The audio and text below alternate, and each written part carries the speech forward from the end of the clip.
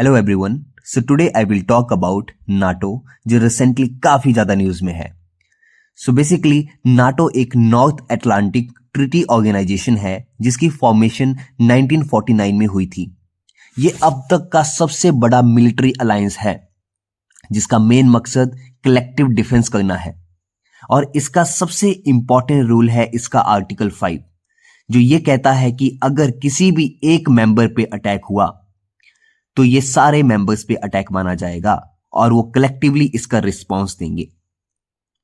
ये basically cold war के time पे रशिया के खिलाफ बना था, लेकिन आज 2026 में इसका रोल काफी कॉम्प्लेक्स हो चुका है।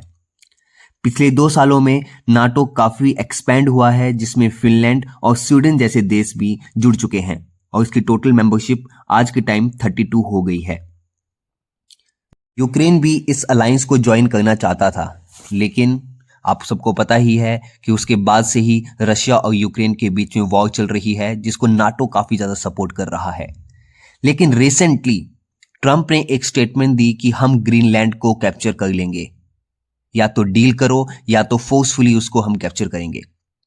उसके बाद से ही पूरे नाटो में एक तहलका मचा हुआ है, क्योंकि ग्रीनलैंड जो डेनमार्क का हिस्सा है और डेनमार्क नाटो का ही मेंबर है।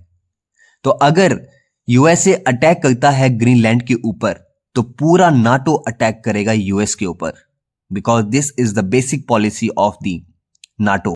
यूएस पार्लियामेंट ने एक बिल भी पास कर दिया है ग्रीनलैंड को एनेक्स करने का। और मेन बात है ग्रीनलैंड को एनेक्स करना क्यों चाहते हैं। यूएस और डेनमार्क के बीच आर्कटिक रिसोर्सेज और बेसिस को लेकर जो तनातनी बनी हुई है, उसने अलायंस के अंदर पूरा एक इंटरनल स्टैंड ऑफ क्रिएट कर दिया है, जिससे कि ट्रंप डेली बेसिस पे पूरी दुनिया को धमकियां देते जा रहे हैं। ये कुछ मैप हैं जिन कंट्रीज को ट्रंप ने कैप्चर करने की बात करी है।